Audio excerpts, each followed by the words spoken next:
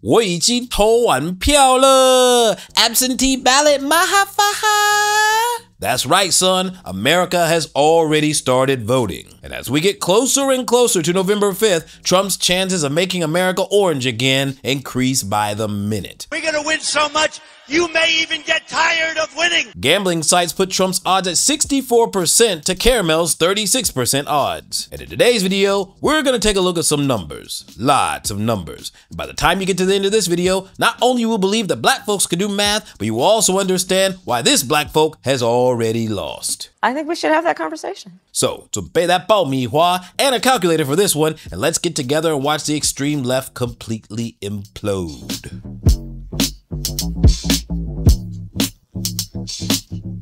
So lately, there hasn't been a lot of big news going on, except for Trump working at McDonald's, Elon giving out millions for votes, and Kamala Harris regularly binge eating on word salad. But never mind all that nonsense, because in this chapter, we're going to take a very close look at some numbers. Some very important numbers that you would only know if you diligently did your homework. And after seeing these, you will completely understand how and why they have the orange man taking the White House in 2024. I hope they now go and take a look at the oranges. So, put that popcorn down and pick that calculator up and prepare yourself for a segment I like to call 我的天哪，这些数字怎么那么准? And who knows, after this segment, you yourself just might become a gambler, investor. Fun fact, in America, every single person must register to vote before actually doing so. This is very different than from Taiwan, where pretty much everyone is assuming they're going to vote, so they hand out ballots to everybody. Now, every election season, I receive my voter registration card in the mail confirming my eligibility to vote. And every time they ask me if I want to register as a Democrat, a Republican, or an independent. These are exactly the numbers we're going to talk about today. And these numbers are 超准 as fuck. So let's take a look at the states that matter the most, the swing states. So we'll start off with the good old state of Pennsylvania. In Pennsylvania in 2020, there were 4.2 million registered Democratic voters and 3.5 million Republican voters, a difference of over 600,000. And here, the Democrats only won by 80,000 votes. But if you look at this year, there are only 3.97 million registered Democrats. Now compare that to the Republicans at 3.67 million. That means the donkeys lost 250,000 voters and the elephants gained 420,000 voters. And then once you head over to the polls, you will see that the last three have Trump in a 3-point lead. Which is why for Pennsylvania, the betting markets have Trump at 62% odds. Check out the ratings. Now let's hop on a flight southwest to Arizona. In 2020 in Arizona, there were 1.3 million registered Democrats and 1.4 million registered Republicans. And during that time, Democrats barely won by 10,000 votes. But this year, there are only 1.25 million registered Democrats. And if you look at the polls for the past 2 weeks, Trump has been leading Kamala here by 1.8 percentage points, resulting in gambling sites putting Trump at 75% odds in Arizona. Trust me, I'm like a smart person. Now let's take a short hike northwest to Nevada. Back in 2020, it had 680,000 registered Democrats and 592 registered Republicans. But now, Democrats have lost 54,000 members, with Republicans gaining over 750 new members. Keep in mind, back in 2020, the Democrats only won this state by 33,000 votes. And looking at the polls, Trump is leading here by 0.9%, leaving the gambling sites putting the orange man at a 63% odds. I'm a very intelligent person. Now let's hop on one last flight east to North Carolina. In 2020, there were 2.5 million registered Democrats, but this year it has dropped by 125,000 members, while 145,000 more have registered as Republican. And back in 2020, Republicans won North Carolina by nearly 75,000 votes. And back at the polls, Trump is leading at a 0.4% average, but almost all the gambling sites here have Trump winning at a 70% odds. It's not easy doing what I do, is it? Now, these 4 states have already published their voter registration numbers, and the other 3 are following the exact same trend. But Trump must win a combination of these 3 swing states to become president one last time. So now you understand why the betting markets universally put Trump at a 60% odds of taking the White House. But here's the thing, gamblers don't just look at polling numbers, yo. They also look at publicly available objective numbers. New polls are out, and it doesn't look good for Kamala Harris. I have not been this worried in a long time. So we don't have a lot of time left. We have less than a month left, and she's now losing in almost all the swing states. Look, I'm telling you this, not again to ha-ha or whatever. I'm telling you because the pundits are almost always wrong. They never come back and tell you, oh yeah, we got it wrong, etc. They don't tell you oftentimes ahead of time. They do Monday morning quarterback. They've, you know, all those different things that they do wrong.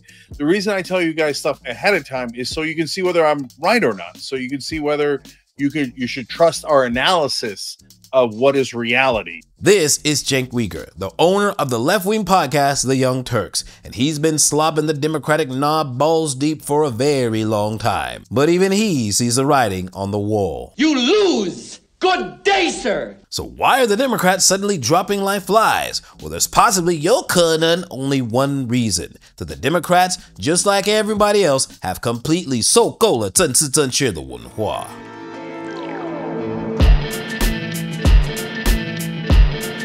Now, it is only a matter of time before America finally catches up with Taiwan and finally elects its first female president. But I highly doubt it's going to be Kamala Harris. You ask me, I'd place my bets on this woman. It is because of my love for our country, and specifically because of the leadership that President Trump has brought to transform the Republican Party and bring it back to the party of the people and the party of peace, that I'm proud to stand here with you today, President Trump, and announce that I'm joining the Republican Party.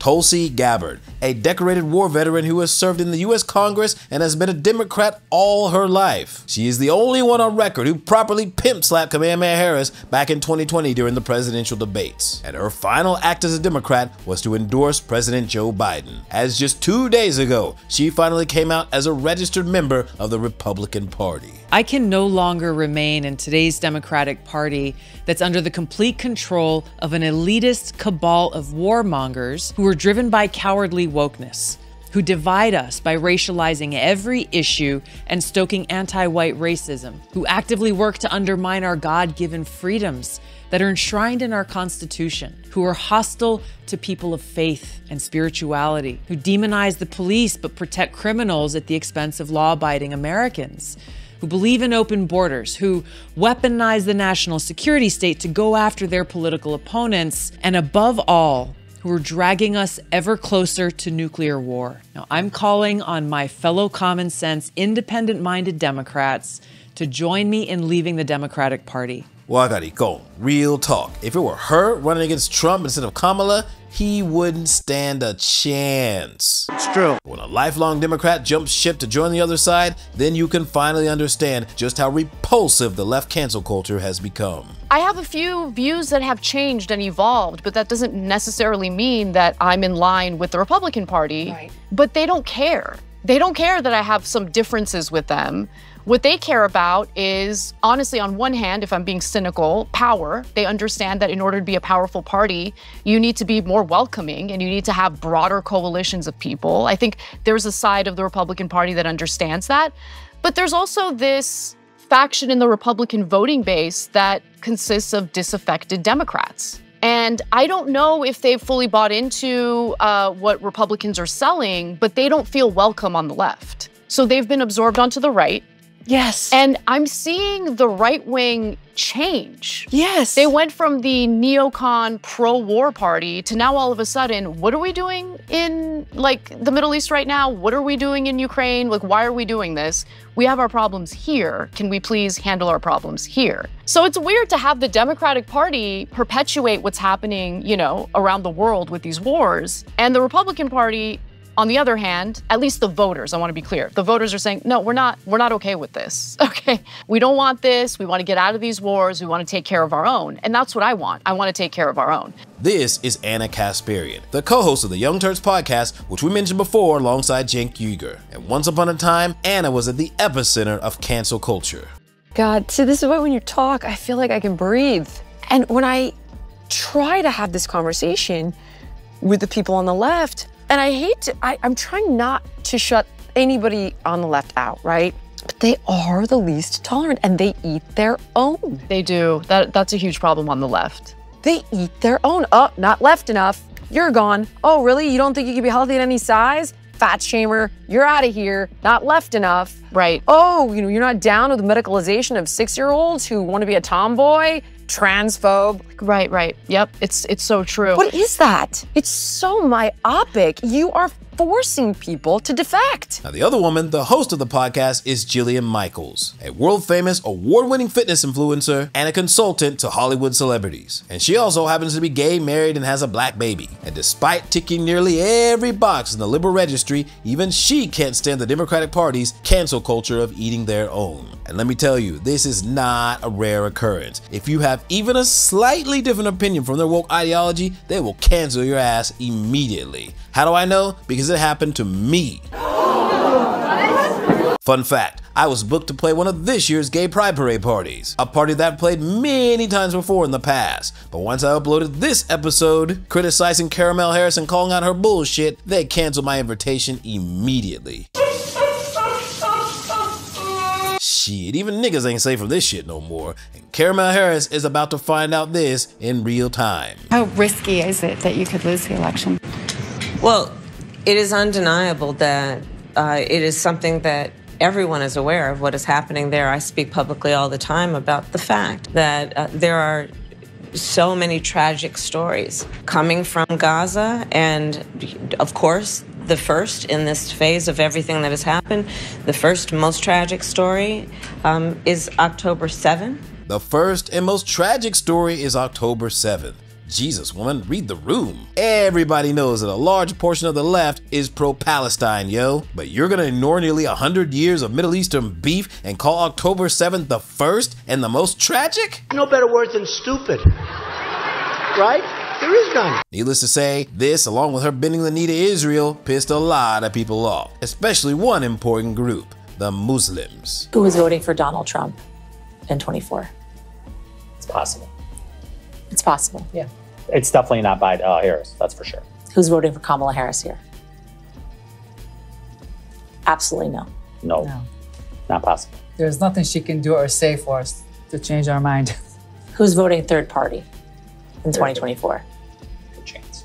So Jill Stein. Most likely. It's also a possibility that some of us will just abstain from voting altogether, but we do know that that's not the best political strategy, you know. Why are you voting for Donald Trump? Because my main goal is to get someone who is actively funding a genocide out of office. Is your vote for Donald Trump a vote endorsing Donald Trump, or is it a vote against Kamala Harris? Against Kamala Harris. Donald Trump has said he will reinstate the Muslim ban. He said that last time. He's said that he wants Netanyahu to finish the job. Donald Trump said a lot of things his first time around that terrified me. The campaign that the Democrats ran was that Donald Trump hates us. I felt safe, though, in the country when Trump was in office. I don't feel safe right now with Kamala in office. So, I mean, that to me speaks more. Now, this is a focus group conducted by one of the most left-wing TV stations in America. And the members of this panel are Lebanese and Palestinian Americans, the two most recent punching bags of the IDF. And as you saw for yourself, in an attempt to try to trigger the panelists, the reporter brought up Trump's Muslim ban. But these folks had a very unexpected reply, that they felt safer under Trump. I've been talking to people in the business sector in the Arab American community, and I was really surprised this week to get an earful to hear them say that they would much rather either vote a third party, not vote at all, or vote for Donald Trump. And I'm telling you, it's not obviously a significant sample size, but I cannot find one Arab American within my social circle in business or personally who have said that they will vote for Kamala Harris. When you look at the polling, it seems sort of neck and neck. What they are saying, and this is not a Donald Trump campaign line, that Tiffany Trump's father-in-law, who's a Lebanese businessman, has been successful in kind of converting and talking to people to explain why Trump would be better. Even with the Muslim ban, even with everything else that has happened, they feel they do not have any political clout. They don't have any political operation. The only political power they have is their vote, even if it means the rise of Donald Trump. That's extraordinary. DEI, the Beilan Pullman of woke culture that champions itself on diversity, equity, and inclusion, has failed massively. From white lesbians with black babies to devout brown Muslims, these folks have become Xiao Cai Hong refugees seeking asylum on the right. It ain't safe under the colors of the rainbow. You go woke, you go broke, and the Xiao Cai Hong are going up in smoke. You lose! Good day, sir. For the past 3 years since we started covering this topic, we have slowly realized just how devious and malicious the left-wing media is, manipulated and completely controlled by the Democratic Party. And although many of its card-carrying members might have the greatest of intentions, the folks at the top don't give a fuck. And in the next chapter, you're gonna see just how little of a fuck they give, just how devious and horrible and manipulative they can be. And I guarantee you, you are going to be pissed. Hold on to your butts.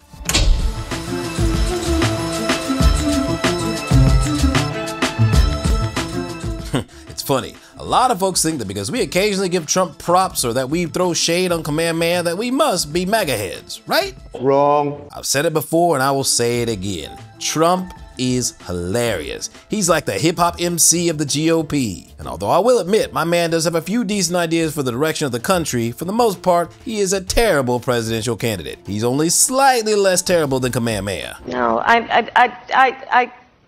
you're right. Now, it is true that once upon a time, I completely bought into the mainstream media narrative that Trump was a racist and a complete liar. That is, until I actually started trying to prove it. And through a lot of digging and research, I found out real quick that although I don't like this fool, the mainstream media did this nigga real dirty. Exhibit A, the 60 Minutes interview. I saw your interview with Joe, the interview with Joe Biden. I never did a Joe Biden interview. The interview, 60 Minutes. I see Joe Biden giving softball after softball. I've seen all of his interviews. He's never been asked a question that's hard. Okay, but forget him for a minute. No, but you start with me. You're president. And excuse me, Leslie, you started with me. Your first statement was, are you ready for tough questions? Are you? That's no way to talk. There's no way to talk. Leslie, one second. At this point, one of our producers interrupted to advise about the time remaining in the interview. I think we have enough of an interview here, Hope. Okay, that's enough. Let's go. Let's go. Let's go meet for 2 seconds, okay? Thanks. I'll see you in a little while. Thanks. Be careful. Now, this is a clip from back in 2020 when Trump walked out of his 60 Minutes interview. Now, at the time, many people, myself included, believed that he was just being a straight-up bullshitting little bitch who was trying to misdirect from his own shortcomings as president. You know, this is 60 Minutes. And we can't put on things we can't verify. You won't put it on because it's bad for Biden. We can't put on things we can't verify. Leslie. Now, this clip shows Trump talking in great detail about Hunter Biden's laptop. And when I first saw it, I figured he was just talking nonsense like he usually does. And then I found out Trump actually posted a completely unedited version on his own Facebook page for everyone to see. I just know it's a laptop and they haven't. And you're making this one of the hottest, most important issues in your rallies. It's a very important issue to find out whether or not a man's corrupt who's running for president, who's accepted money from China and from Ukraine and from Russia. All these I think things that's have an important been issue. investigated and It's incredible the way you can try and say this and sit there and look me in the eye and say it. He accepted money, his family, from Russia, from Ukraine, from China, and from other places. His brother, who didn't have experience, became a big builder in Iraq without experience.